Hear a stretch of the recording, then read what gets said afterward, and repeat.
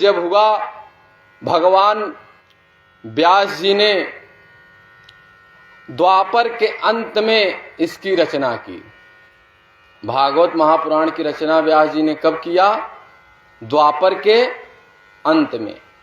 उन्होंने 17 पुराण की रचना कर डाली थी, 4 वेद की रचना उन्होंने कर डाली थी। कौन? व्यास जी। कहते हैं वह एक दिन शांत होकर नदी के तट पर विराजमान होकर कलयुग के आने वाला देखकर मनुष्य गति कैसे होगी, वह देखकर बहुत दुखी हुए। कलयुग में मनुष्य के अंदर आलस्य आ जाएगा, वह इन पुराणों को समझने वाले नहीं होंगे और 4 वेदों को समझने वाले नहीं होंगे। कलयुग को देखकर व्यास नंदन भगवान बड़े दुखी हुए और व्यास जी को देखकर नारद जी आए और नारद जी ने व्यास जी से कहा, पराशरम महाभाव गो भवतम कंचिदात्मना परसत्यम शरीरात्मा मानव एव का। उन्होंने कहा, आपका तन और मन तो स्वस्थ है, आपकी जो शरीर है वह ठीक तो है, आपका जो मन है बड़ा उदास है, आप बहुत परेशान दिखाई दे रहे हैं। कौन पूछ रहे हैं? नारद जी। किनसे पूछ रहे हैं? व्यास जी से। उन्होंने कहा, महाराज हमने अभी तक सारे पुराणों की रचना कर डाली, वेदों की समस्त उपनिषदों की रचना कर डाली, लेकिन कलयुग में कोई सुखी नहीं है और मनुष्यों को दुख को देखकर, आने वाले समय को देखकर मैं बहुत दुखी हूँ। कहते हैं मुझे बहुत ही चिंता है इस संसार की। कहते चिंता ऐसी डाकिनी काट कलेजे खाए, वेद विचारा क्या करे, कहाँ तक दवा लगाए। कहते हैं वेद जो है बड़ा कठिन है, उसे कोई समझने वाला नहीं है। कहते हैं नारद जी ने कहा कि आप भगवान के निर्मल यश को प्रतिपादन कीजिए, भगवान के भक्ति को गाइए, भगवान की कथाओं का वर्णन कीजिए। उन्होंने कहा, महाराज जो यह वेद हैं इनमें तो यही सारी कथाएं हैं, भगवान का ही वर्णन है और जप तप ध्यान योग सारी कथा सबके कल्याण के लिए वेद और पुराण तो हैं ही हो। उन्होंने कहा कि भक्ति का प्रतिपादन कीजिए, भगवान के यथा धर्म दयायाश मुनिवर्यम नुकृतिता नादथम वासुदेवस्य महिमा ज्ञान वर्णिता। उन्होंने कहा ज्ञान कितना भी उच्च हो, यदि भगवत भावनाओं से युक्त नहीं है उसकी कोई शोभा नहीं होती। आपके पास कितनों भी ज्ञान है, आपके अंदर भगवत भावनाओं की कोई युक्त नहीं है, कोई भी शोभा आपके अंदर नहीं है। ज्ञान केवल देने के लिए है, उसको आप समझने वाले ना हो, उस ज्ञान से कोई मतलब नहीं है। कहते हैं ज्ञान कैसा होना चाहिए? कहते हैं नारद जी, मैं अगले जन्म में दासी का पुत्र था। किसका पुत्र था? दासी का पुत्र था और मेरी माता दूसरे के घर प्रतिदिन काम करती थी। किसके घर काम करती थी? दूसरे के घर। और ब्राह्मण देवता के घर प्रतिदिन मेरी माता काम करती थी और उनके घर संत महात्मा आए। किनके घर? ब्राह्मण देव के घर संत महात्मा आए और मैं भी छोटा था। मैं भी क्या था? छोटा था। मेरी माता जी काम करती थी और मैं भी संत महात्माओं का नित्य सेवा करता था, उनका प्रतिदिन वस्त्र को धोता था और जो भोजन बचा था जूठा उनका भोजन मैं ग्रहण करता था, नित्य सेवा उनकी करता था और संत महात्माओं के साथ मैं भी नित्य भजन अर्चन करता था। कौन कहे? नारद जी। मैं भी नित्य भगवान का भजन संत महात्माओं के साथ करता था, भजन करता था। कहते हैं कि समय बीतता गया और संत महात्मा जाने लगे। कौन जाने लगे? संत महात्मा। किनके घर से?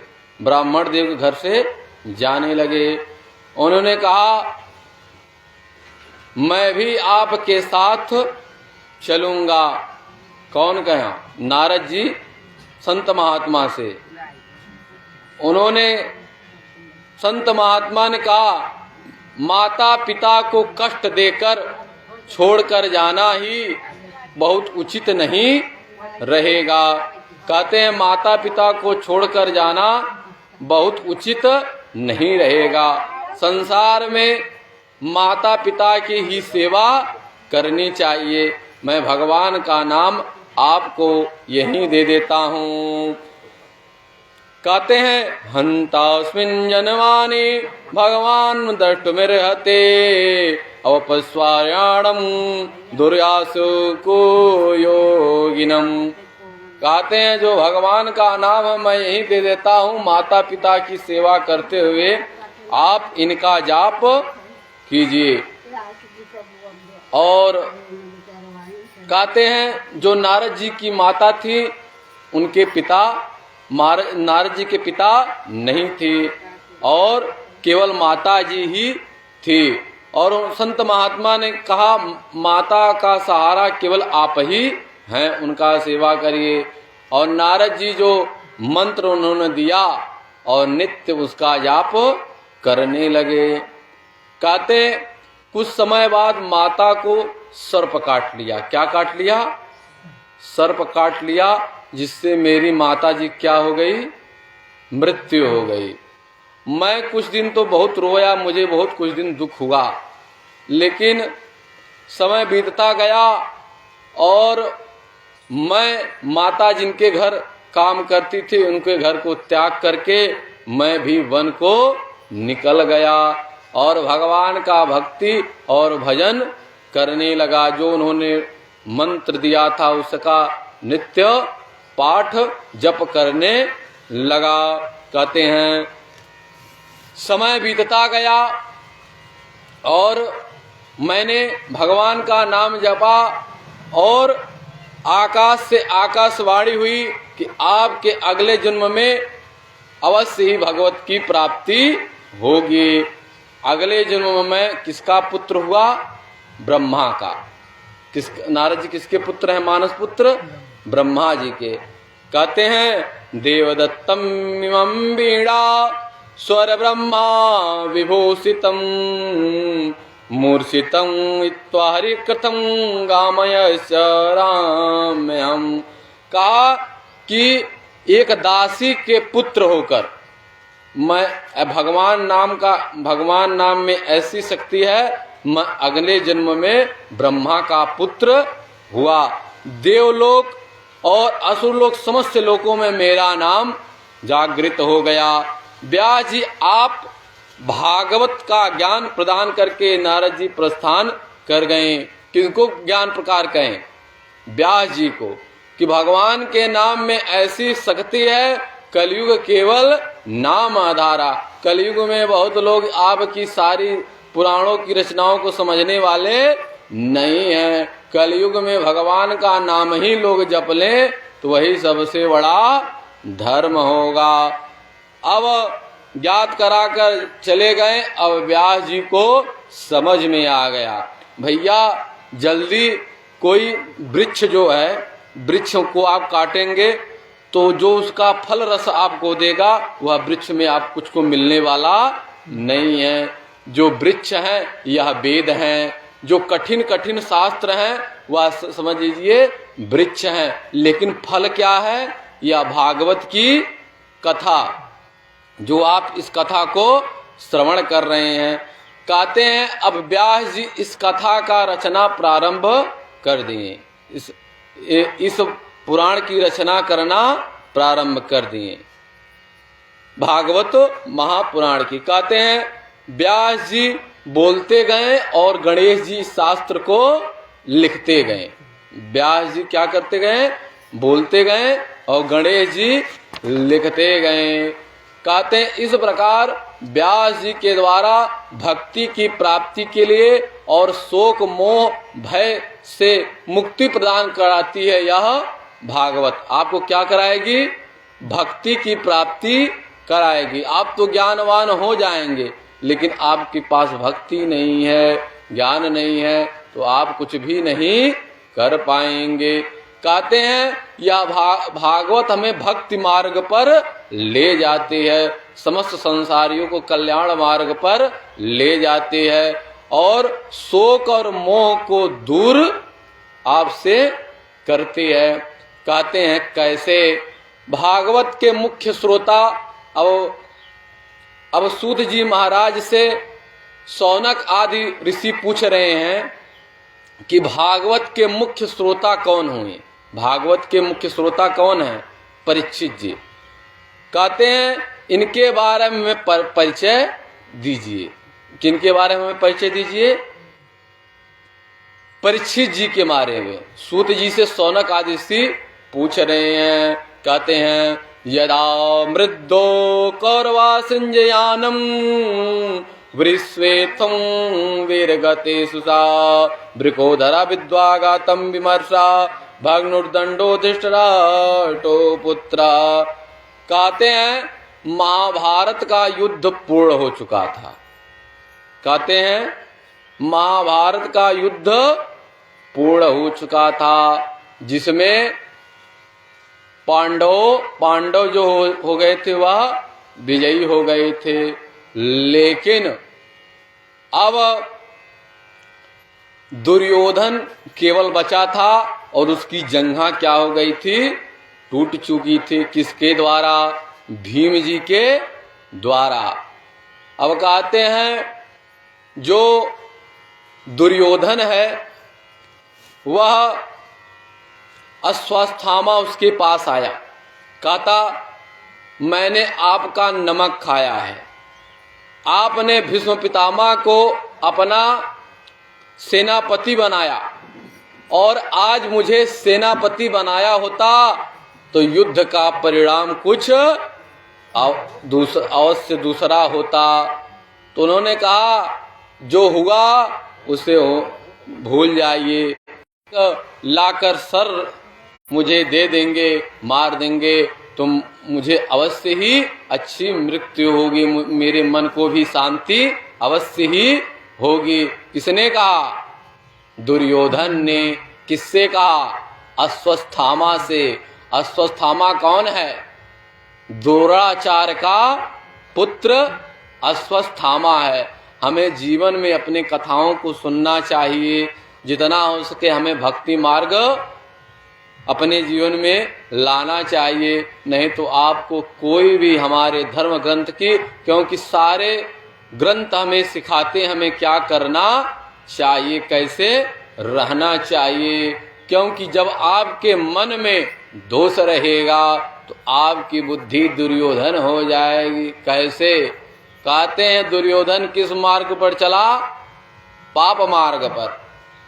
दुर्योधन क्या है? जो दूर तक सोचता नहीं है वही दुर्योधन है। उसने भाइयों का हक लेना चाहा। कौन लेना चाहा? दुर्योधन। जो पांडव थे उनके सगे भाई ही थे, लेकिन पांडव से राज्य सिंहासन उसे मिला, लेकिन वह देने के लिए कुछ भी तैयार नहीं हुआ। कहा मैं इन पांडवों को सुई की रत्ती भूमि भी नहीं दूंगा, जिसके कारण वह रणभूमि में गिरा हुआ पड़ा रहा। क्योंकि वह असत्य के साथ धर्म के साथ नहीं था। धर्म जिनके साथ है उन्हीं के साथ भगवान भी हैं। कहते हैं महाभारत में पांडवों ने शांति के लिए मात्र भारतवर्ष को छोड़ते हुए 5 गांव ही कौरवों से मांगा था, लेकिन कौरवों ने कहा कि मैं सुई की रत्ती भूमि भी तुम्हें नहीं दूंगा। तो अगर जिनमें शांति हो वही कार्य करना चाहिए, लेकिन दुर्योधन ने शांति मार्ग पर नहीं चला, भाइयों का हक लेने के पूरा हक ले लिया, जिसके कारण वह रणभूमि में गिरा हुआ पड़ा रहा। और अब कहते हैं अश्वत्थामा ने कहा मैं आपके लिए क्या कर सकता। उन्होंने कहा कि 5 पांडवों से किसी का सर ला दो जिससे मेरी मुक्ति अच्छी हो जाएगी। अब रात के अंधेरे में अश्वत्थामा निकल पड़ा। वह द्रौपदी के 5 पुत्र सोए थे। किनके पुत्र 5 सोए थे? द्रौपदी के। उन्होंने समझा कि यह 5 पांडव ही सोए हुए हैं। और अश्वत्थामा ने सोए हुए 5 बालकों का क्या किया? सर को काट दिया। कहते हैं महाराज सर को काट कर लाकर दुर्योधन के पास लाकर रख दिया। कहा जिन्हें इतनी सेनाओं ने कुछ नहीं कर पाया, मैं उन्हें कुछ ही क्षण में काट कर आपके पास लाकर रख दिया। कहते हैं महाराज दुर्योधन देखा कि यह द्रौपदी के 5 पुत्र हैं, वह देखकर बहुत दुखित हुआ। उन्होंने कहा इन बच्चों ने हमारा क्या बिगाड़ा था, इन बच्चों का इसमें क्या दोष था। अब मेरे कुल में कोई दिया जलाने भी के लिए तुमने छोड़ा नहीं। और तड़पते हुए दुर्योधन की मृत्यु हो गई। कहते हैं अब कुछ समय बाद समाचार मिला कि अश्वत्थामा ने द्रौपदी के 5 पुत्रों का ही सर काटकर दुर्योधन के पास ले गया। अब अर्जुन को पता चला और अर्जुन ने उसे बांध कर लाकर द्रौपदी के पास पटक दिया। कौन? अर्जुन। ध्यान से सुनेंगे, ध्यान एकत्रित करके तो कथा आपको अवश्य ही समझ में आएगी। और ध्यान दूसरी जगह रहेगा तो कुछ भी नहीं समझ में आएगा। कहते हैं अर्जुन ने द्रौपदी के पास लाकर अश्वत्थामा को पटक दिया कि यही तुम्हारे पुत्रों को सर काटा है। और द्रौपदी ने कहा इसे छोड़ दीजिए, यह तुम्हारे गुरु का पुत्र है। जो गुरु इसको शिक्षा नहीं दिए वह पुत्र समझकर तुम्हें ज्ञान दिए, और गुरु पुत्र ही जो गुरुदेव भाव में इसको आप इसे बंधन से छोड़ दीजिए।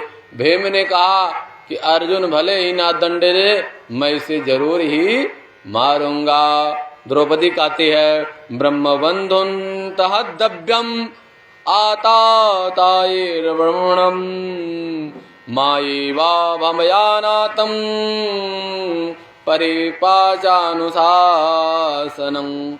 कहते हैं सभी लोग मारने के लिए कहा, लेकिन भगवान ने कृष्ण ने कहा कि अगर किसी सम्मानित व्यक्ति का अपमान ही कर दिया जाए वह हत्या के समान कहा जाता है।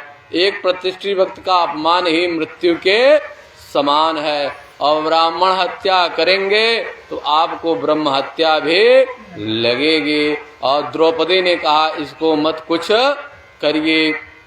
कहते हैं अश्वत्थामा के सर पर क्या था? मणि थी। मणि को अर्जुन ने निकाल लिया।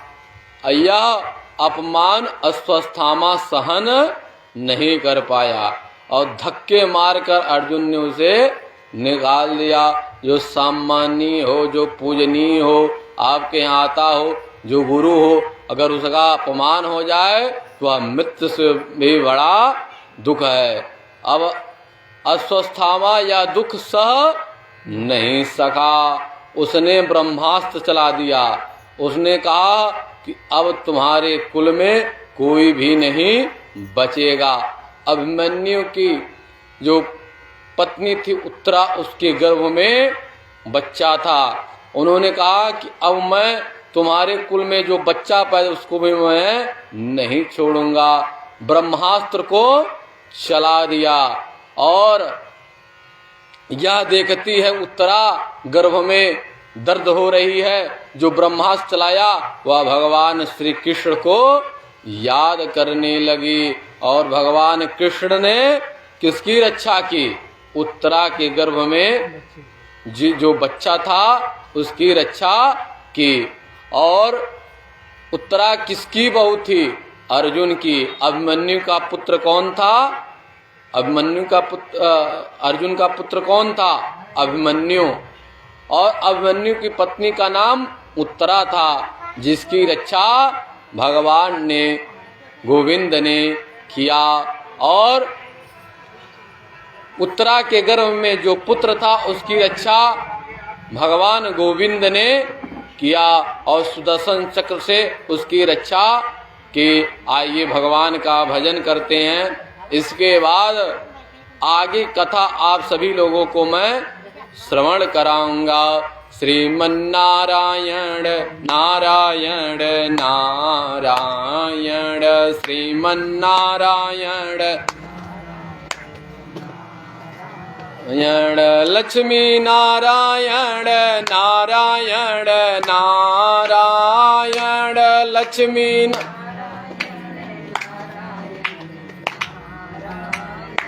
लक्ष्मी नारायण नारायण नारायण लक्ष्मी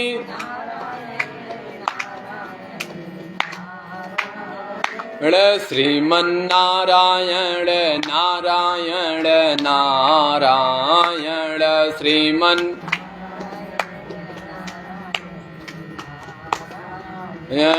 केशव नारायण नारायण नारायण केशव नारायण गोविंद नारायण नारायण नारायण गोविंद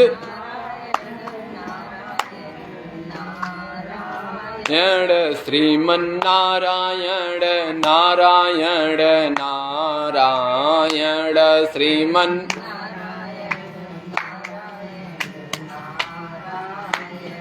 यहाँ नारायण नारायण नारायण यहाँ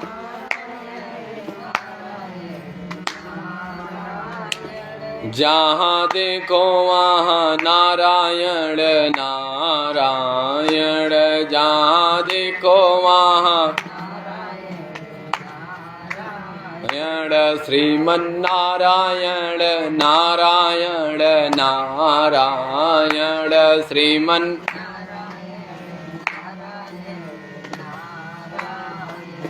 प्रिंस राधा रमण भगवान की, गोविंद भगवान की।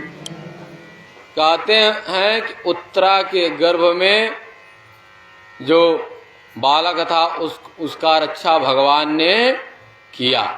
कौन? भगवान कृष्ण ने जो उत्तरा के गर्भ में पुत्र था उसकी उन्होंने रक्षा की, क्योंकि अश्वत्थामा ने जो है ब्रह्मास्त्र को चला दिया था। भगवान ने सदा पांडवों की रक्षा की। जिनके घर में धर्म हो, जो सत्य है, जो पवित्र है, जो दया है, वहीं पर भगवान का वास रहेगा। कहते हैं इन्हीं जगह भगवान का वास रहेगा। कुछ समय बीता, अब भगवान अपने रथ को विराजमान होकर जाने लगे और कुंती ने स्तुति की। कहते हैं कुंती भगवान कृष्ण की क्या लगती थी? बुआ लगते थे। नमस्ते पुरुषा त्वाय मीश्वरं प्रकृतेत परम आलक्ष्यं सर्वभूतानां हर्तव्यावस्थितम्। जब भगवान जाने लगे तो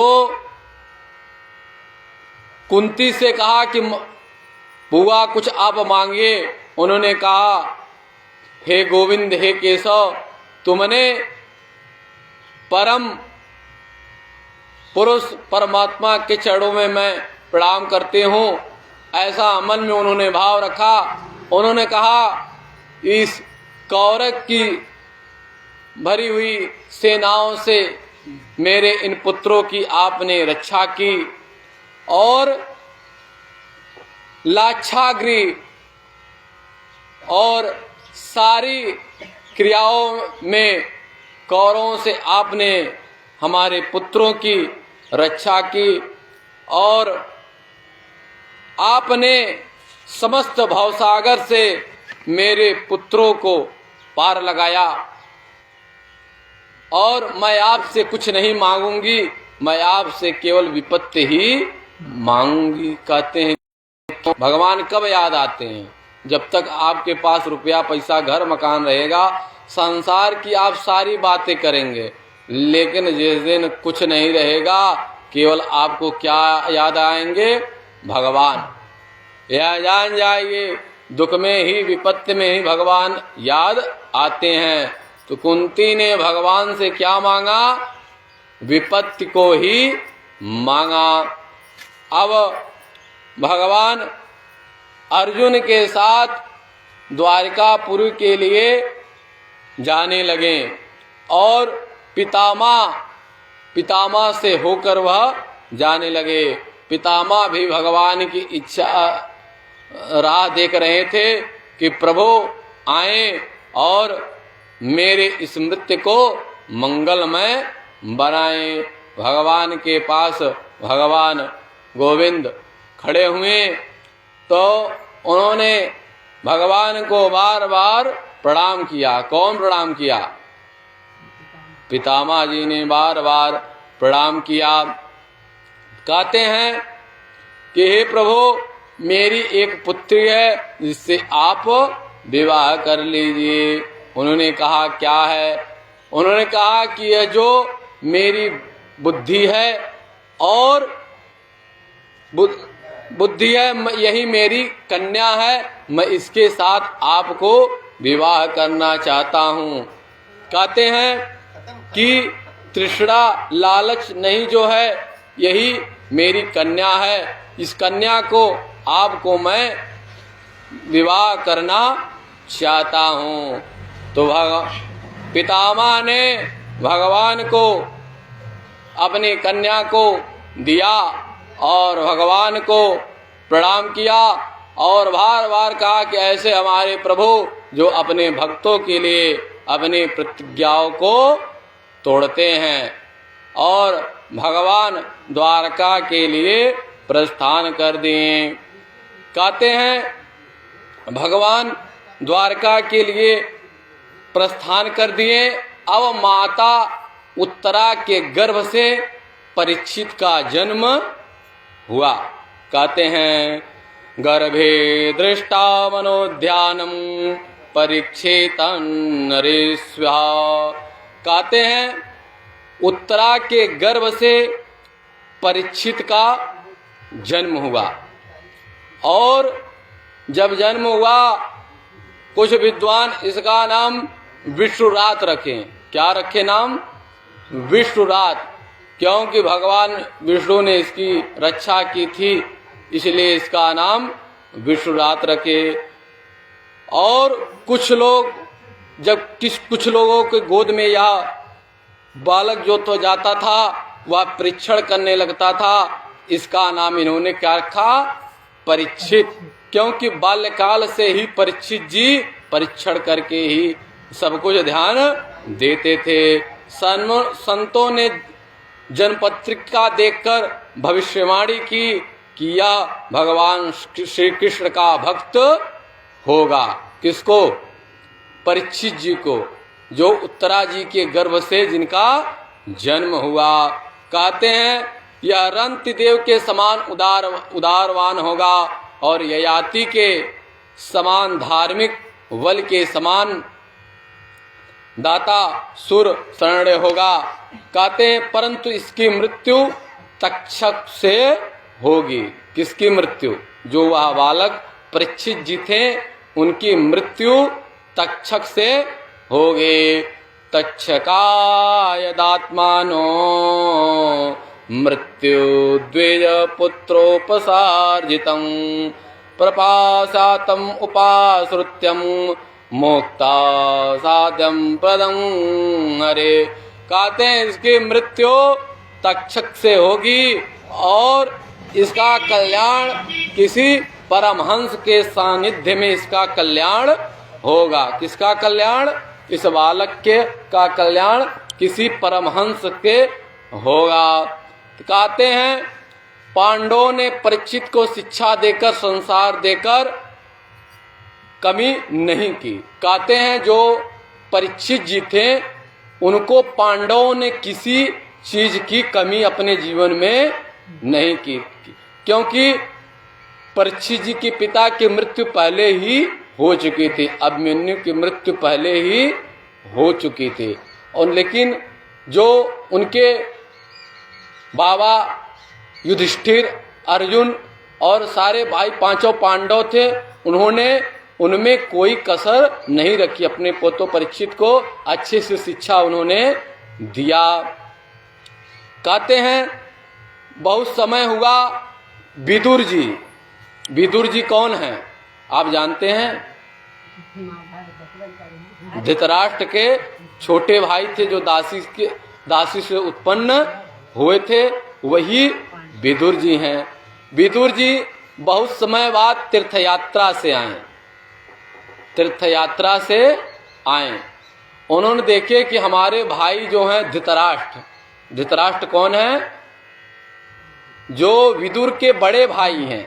विदुर के कौन बड़े भाई हैं? धृतराष्ट्र।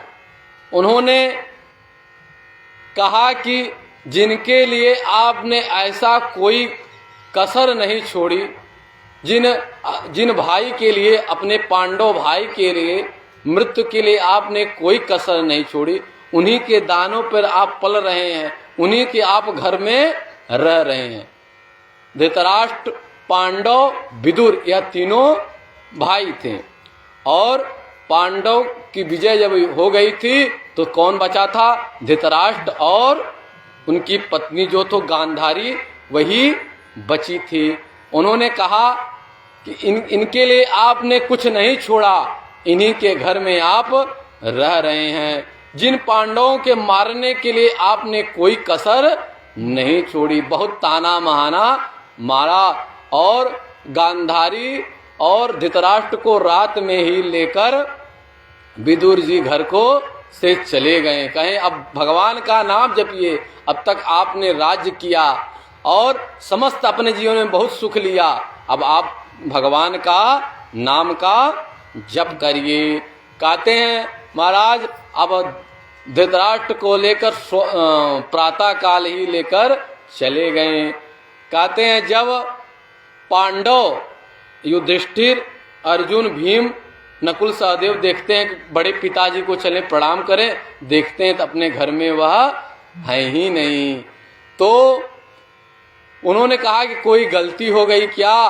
तो समाचार उन्हें बाद में मिला कि पिता महाराज तो तीर्थयात्रा विदुर जी आए थे, तो समझ गए कि विदुर जी भाई, जो भाई के लिए हित का कार्य करे वही भाई है। तो वे समझ गए कि अब बड़े भैया के कल्याण के लिए विदुर जी आए थे, जरूर ही उन्हें तीर्थयात्रा के लिए लेकर गए होंगे। तो कहते हैं अब धृतराष्ट्र जो है तीर्थयात्रा के लिए निकल पड़े और गांधारी भी उनके साथ चली गई। बहुत समय बीता। कहते हैं बहुत समय बीत गया। अब एक बार अर्जुन जी द्वारिका से 7 महीना नहीं आए। कितने महीना नहीं आए? 7 महीना नहीं आए।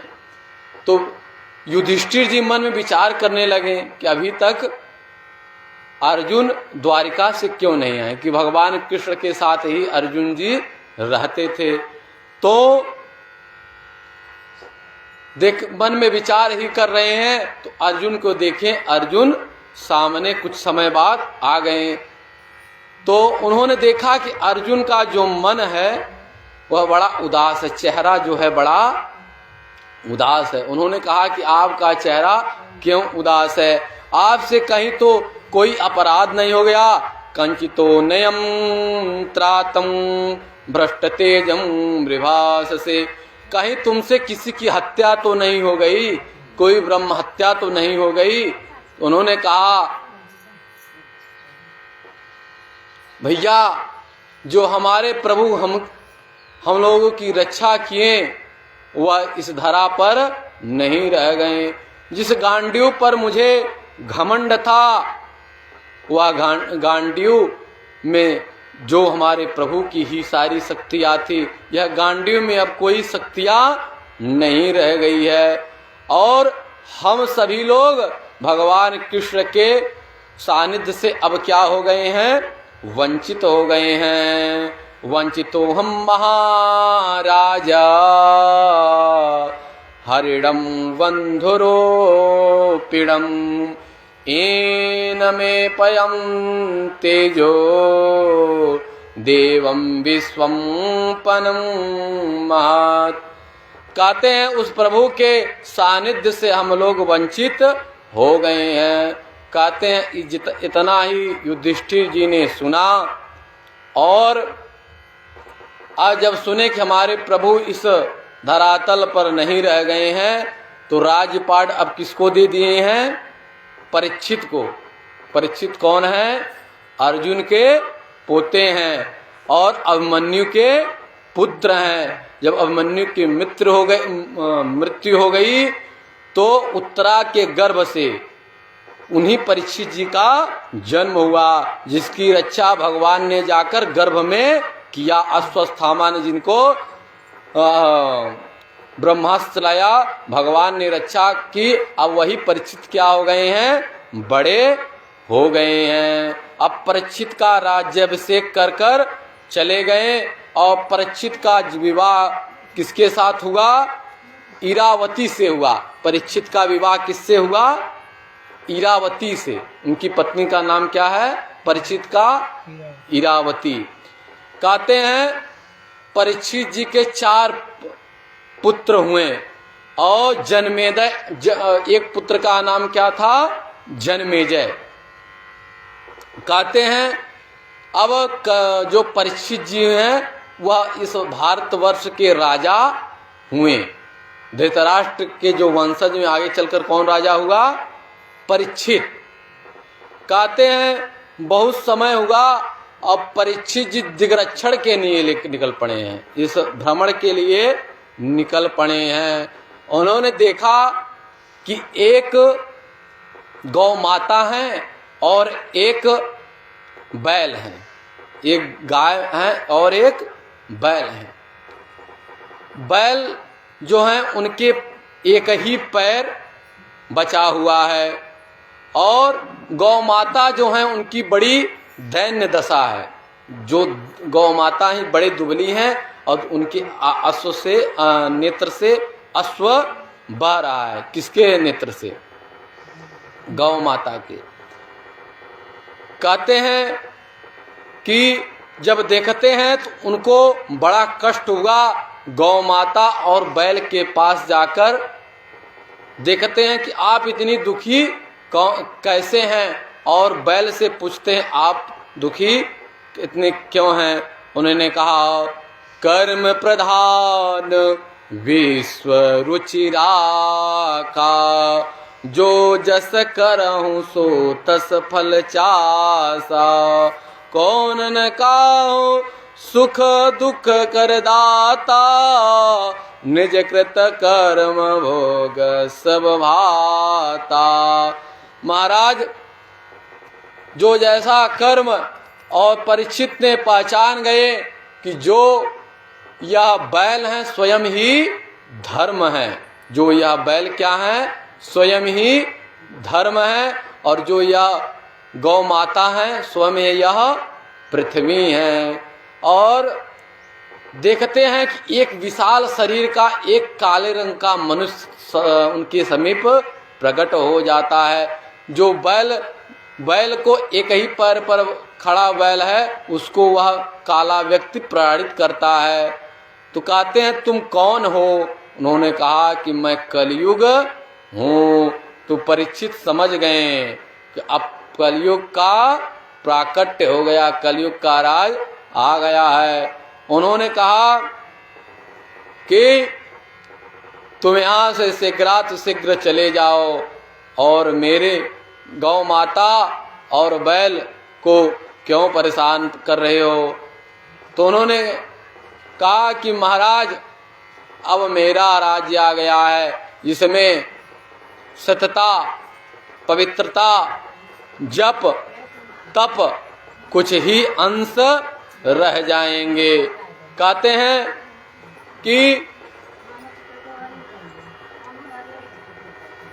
हैं कि कलयुग में केवल भगवान का नाम ही जो है आपका कल्याण कर सकता है। जो बैल के पैर में एक बैल के शरीर में एक ही पैर था, वह समझ गए कि इस कलयुग में भगवान के ही नाम से व्यक्ति की रक्षा हो सकती है। उन्होंने कलयुग को मारना चाहा। कौन मारना चाहा? राजा परीक्षित। तुम मेरे राज्य से निकल जाओ, तुम बड़े दुष्ट हो। मेरे राज्य में गौ माता और बैल की सभी लोग, ऋषभ देव की सभी लोग पूजा करते हैं, जिसे तुम कष्ट दे रहे हो। उसने क्या किया? भगवान के चरण में, राजा परीक्षित के चरण में गिर पड़ा। कहा महाराज मैं आपके चरण में ही रहूंगा, अब आपके चरण में ही रहूंगा। तो समझ गए कि कलयुग में भगवान का नाम ही जो है, इस कलयुग की एक विशेषता है। कलयुग में आप कुछ करिए चाहे न करिए, केवल भगवान का नाम जपने से ही आपका कल्याण हो जाएगा। कलयुग केवल नाम आधारा, सुमेर सुमेर नर उतरहि पावा। कहते हैं जो अन्य युगों में जो फल मिलता है यज्ञ तप तपस्या से, वह कलयुग में केवल भगवान के नाम से ही आपको फल मिल जाएगा। तो राजा परीक्षित ने समझा कि भैया इसका युग तो बहुत अच्छा है, इस युग में केवल भगवान के नाम से ही सबकी कल्याण हो जाएगा। उन्होंने कहा महाराज हमको भी रहने के लिए कुछ स्थान, कुछ जगह दे दीजिए। किससे? राजा से उन्होंने कहा। तो अब राजा ने कहा भाई यह चरण में आ गया है, कोई आपके चरण में आ जाए, आप राजा हो, कहेंगे भैया कहा कोठरी नहु के दे दिया जाए। कहते हैं भैया चलो ठीक है, तुम्हें वहीं मैं स्थान दूंगा जहाँ जुआ खेला जाए, वहीं जाकर तुम रहना, उसी घर में तुम जाकर रहना, जुआड़ियों के साथ रहना। कहा महाराज इतनी गड़बड़ जगह। फिर उन्होंने कहा जाओ एक जगह मैं तुम्हें और स्थान देता हूँ, जहाँ वैश्या वृत्ति होती हो, जहाँ वैश्याओं के साथ जो स्त्रियां, जो पुरुष बहुत स्त्रियों में आसक्त होने वाला हो, मैं तुम्हें वहाँ स्थान दे देता हूँ। कहा महाराज वो भी स्थान तो आपने गड़बड़ ही दे दिया। फिर कहें कि महाराज ठीक है, कहें महाराज एक घर और दे दिए। उन्होंने कहा जहाँ मदिरा पीती जो लोग पीते हों वहाँ पर जाकर। कहें महाराज यो घरा गड़बड़ है। कहते हैं महाराज एक भी स्थान तो आप अच्छा दीजिए, जहाँ पर मदिरा जिनके घर में वास होता है उनके घर समझ लीजिए कि भैया कलयुग आ गया है, अब वहाँ ढेर दिन उनका अच्छे से बीतने वाला नहीं हो। जो स्त्री पर पुरुष के साथ रहने वाली हो वह भी समझ लीजिए वह घर कुछ दिन के लिए चलने वाला नहीं हो। जो पुरुष अधिक वैश्याओं के साथ रहने वाला हो उसका भी परिवार कुछ दिन तक चलने वाला नहीं हुआ, समझ लीजिए कि उसके ऊपर कलयुग वास कर दिया हो। और जो जुआड़ी हों उनके भी ऊपर कलयुग का वास हो जाता। कहा महाराज जितना भी दे रहे हैं सब गड़बड़े घर आते हुए, कुल जगह हम गड़बड़े जगह रहा। कहते हैं महाराज एकाक का स्थान अच्छा दे दीजिए जहाँ मैं रह सकूं, और हिंसा का भी जहाँ कहा, उन्होंने कहा जहाँ हिंसा होती वहाँ भी आपका स्थान रहेगा। कहे महाराज एक आक स्थान तो अच्छा दे दीजिए। उन्होंने कहा ठीक है, मैं एक स्थान और आपको ठीक दे रहा हूँ। कहते हैं याचना करके बार बार उन्होंने प्रणाम किया। परीक्षित को कहा कि महाराज कुछ तो ठीक दे दीजिए। उन्होंने कहा कि जहाँ गलत ढंग से धन लिया हुआ हो, किसी धन सोना चांदी रुपया पैसा जगह जमीन, आप किसी गलत ढंग से जहाँ पर धन लिया जाए वहाँ पर कलयुग का वास हो जाता है। कहते हैं महाराज स्वर्ण में स्थान दे दिया, अब कलयुग का वास स्वर्ण में भी हो गया। अब कहते हैं महाराज अब परीक्षित के मन में हुआ कि मैं भी कहीं विचरण करूं। अब कलयुग को स्वर्ण में दे दिए, अब विचरण करने लगे। कहते हैं कि जंगल में गए, उन्होंने देखा एक ऋषि तपस्या कर रहे हैं, उनको प्यास लगी है, भूख और प्यास से। वैसे कभी राजा परीक्षित शिकार के लिए नहीं जाते थे, जो राजा परीक्षित थे कभी शिकार के लिए नहीं जाते थे। कहते हैं राजा परीक्षित निकले और देखते हैं समीक ऋषि के आश्रम में वह पहुंचते हैं। किसके आश्रम में पहुंचते हैं? समीक ऋषि के आश्रम में पहुंचते हैं। उन्होंने ऋषि से जल मांगा। कौन मांगते हैं जल? परीक्षित जी। कहते हैं महाराज मुझे प्यास लगी है, मुझे जल पीने के लिए दे दीजिए। कहते हैं कि बार बार बुलाने पर भी श्रमिक ऋषि ने बोला नहीं, क्योंकि वह तो तपस्या कर रहे थे। और उस दिन उनके राज्य में जो स्वर्ण का मुकुट था, उनके पूर्वज जो युद्धों से सारे राजाओं के मुकुट जीते थे। पहले के समय जब युद्ध होता था, जो युद्ध जीतता था वह क्या लेता था? मुकुट ही ले लेता था। और उस राजा को बंदी बनाकर कारागार में बंद कर दिया जाता था। उसको, उसके जो प्राण थे उसको छोड़ दिया जाता था। कहते हैं महाराज राजा परीक्षित ने जो उनके पूर्वज युद्ध से जो मुकुट जीते थे, वही मुकुट अपने राज्य से भवन से निकालकर धारण करके शिकार के लिए निकल पड़े हैं, क्योंकि वह किसी दोष से दूसरे के द्वारा वह स्वर्ण लिया गया था, राज्य लिया गया था। इसलिए उस मुकुट में कौन आकर वास कर दिया? कलयुग। कलयुग ने वास किया और राजा परीक्षित की बुद्धि क्या हो गई? बेकार हो गई। किनकी बुद्धि बेकार हो गई? राजा परीक्षित की। उन्होंने कहा कि यह जो ऋषि है यह पाखंडी है, धूर्त है। मरा हुआ सर्प उनके गले में लपेट दिया। कौन लपेटे?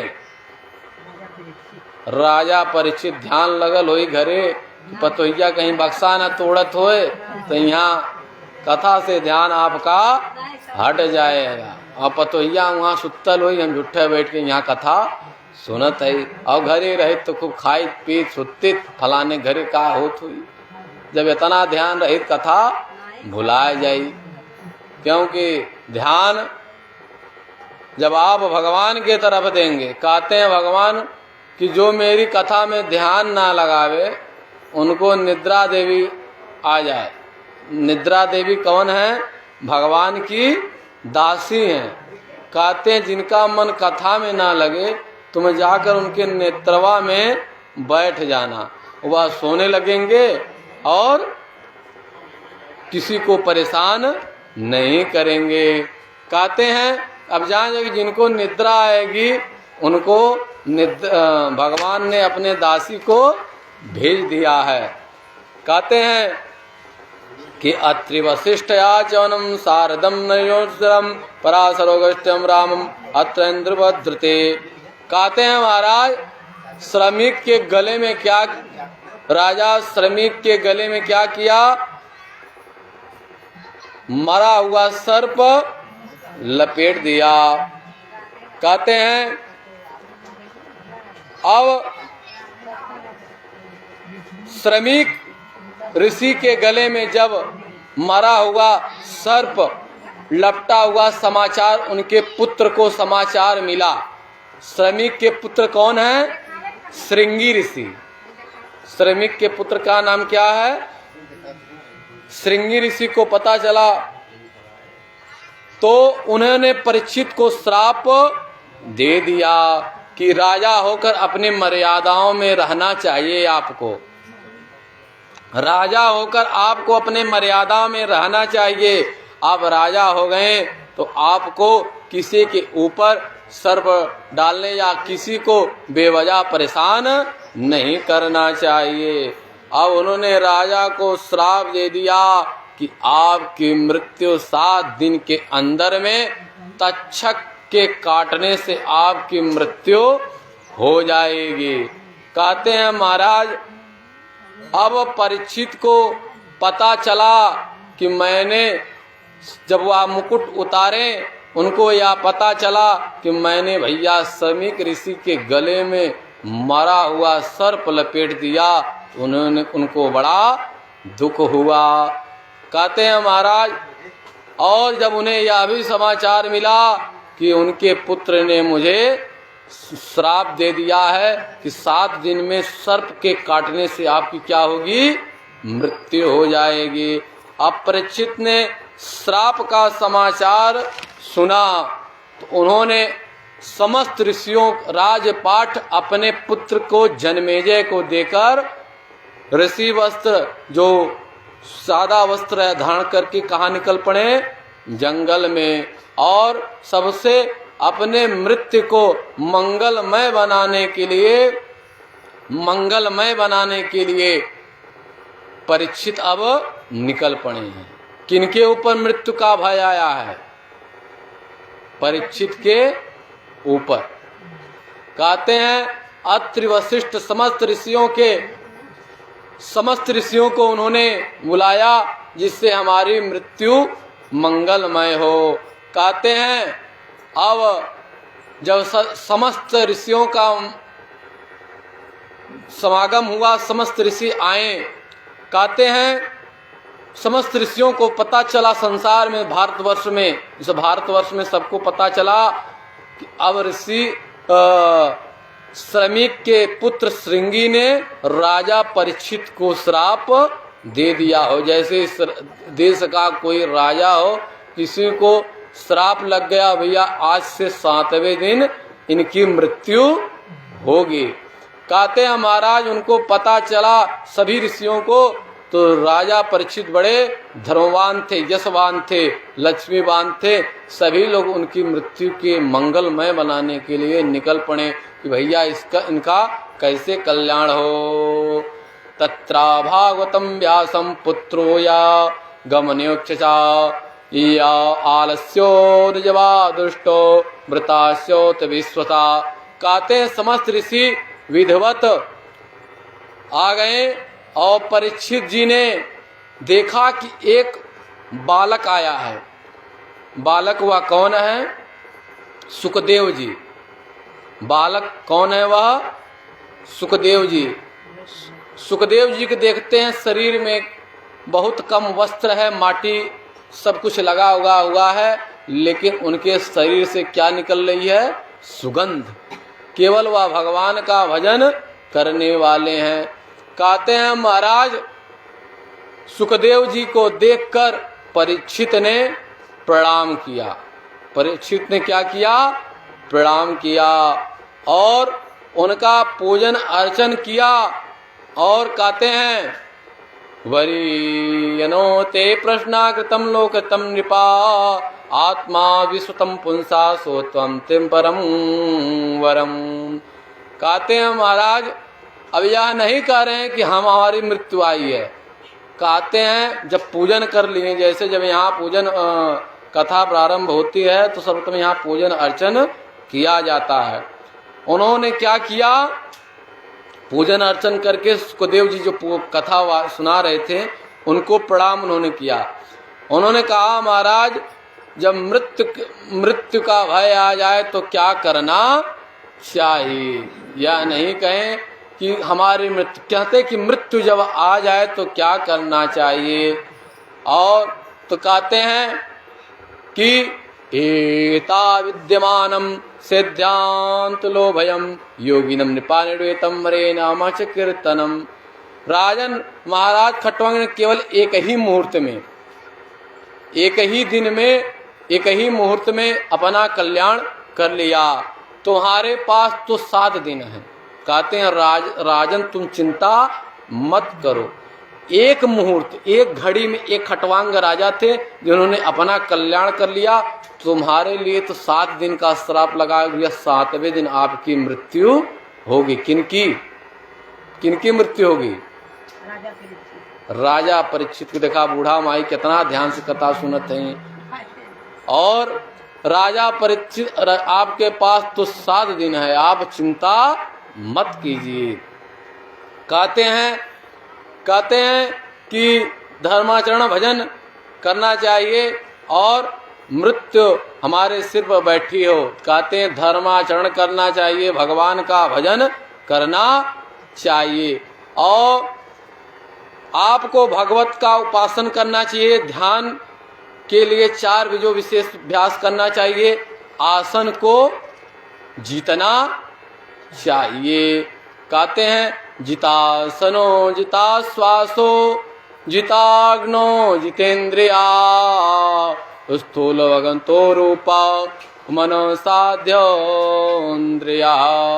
कहते हैं एक आसन पर रहना चाहिए, प्राणायाम द्वारा प्राण को वायु नियंत्रण संगत जितना और सत्संगत का असर हमारे व्यक्तित्व पर पड़े और कामनाओं की उपासना, देवी देवताओं का उपासना आपको करना चाहिए। जिस प्रकार वृक्ष के मूल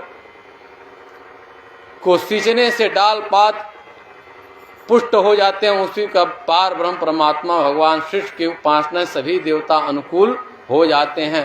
कहते हैं जैसे वृक्ष के डाल जड़ में आप जल देंगे तो आप वृक्ष क्या हो जाता है, मजबूत हो जाता है, बढ़ जाता है। उसी प्रकार भगवान कृष्ण की उपासना करने से हमारे जो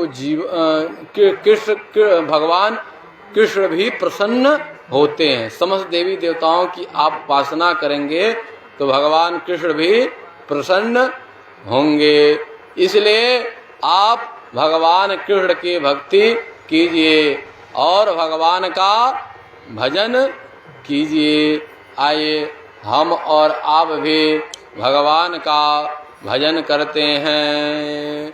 गोविंद मेरो है, गोपाल मेरो है, गोविंद मेरो है, गोपाल मेरो है। श्री बाके बिहारी नंद लाल मेरो है, श्याम मेरो है।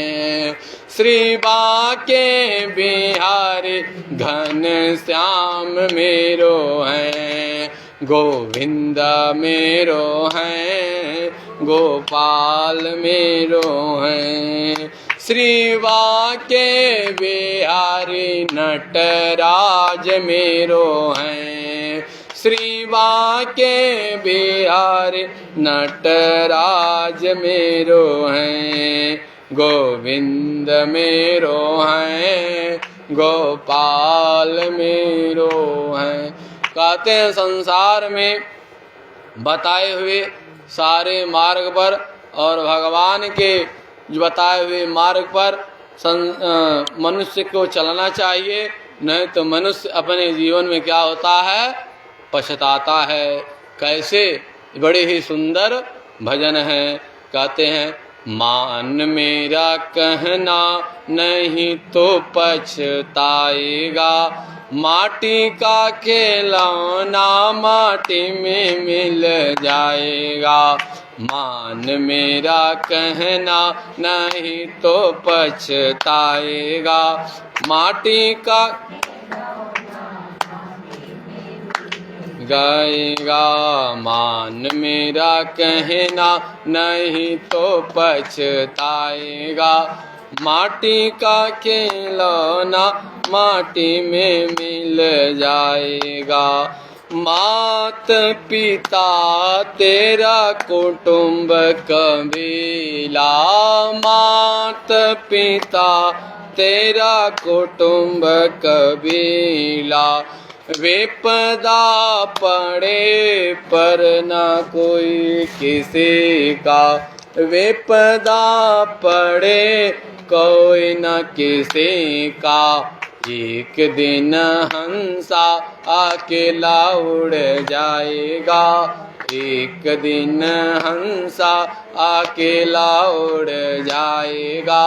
माटी का खिलौना माटी में मिल जाएगा, मान मेरा कहना नहीं तो पछताएगा, माटी का खिलौना माटी में मिल जाएगा।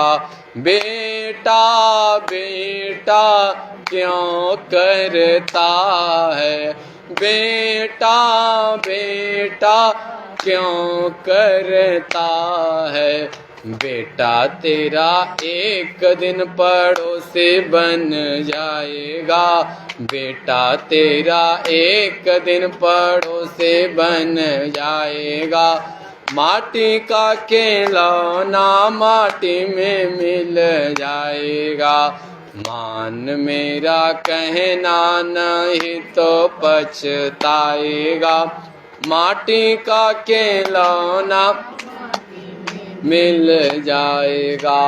बेटी बेटी क्या करता है, बेटी बेटी क्या करता है, बेटी तेरा एक दिन जमाई ले जाएगा, बेटी तेरा एक दिन जमाई ले जाएगा। माटी का खिलौना माटी में मिल जाएगा, मान मेरा कहना नहीं तो पछताएगा, माटी का खिलौना माटी में मिल जाएगा, माटी का खिलौना माटी में मिल जाएगा। पड़ोसी पड़ोसी तो क्यों करता है, पड़ोसी पड़ोसी त्यों क्यों करता है, पड़ोसी तेरा एक दिन जलाकर चल जाएगा, पड़ोसी तेरा एक दिन जलाकर चल जाएगा। माटी का खिलौना माटी में मिल जाएगा, मान मेरा कहना नहीं तो पछताएगा, माटी का खिलौना माटी में मिल जाएगा, मान मेरा कहना नहीं तो पछताएगा, माटी का खिलौना में मिल जाएगा। मनुष्य जन्म तूने पाप रे बंदे, मनुष्य जन्म तूने पाप रे बंदे, कर्म न तू जग में गंदा कहलाएगा, कर्म न कर तो न जग में गंदा कहलाएगा। माटी का खिलौना माटी में मिल जाएगा, मान मेरा कहना नहीं तो पछताएगा। माटी का खिलौना माटी में मिल जाएगा। मान मेरा कहना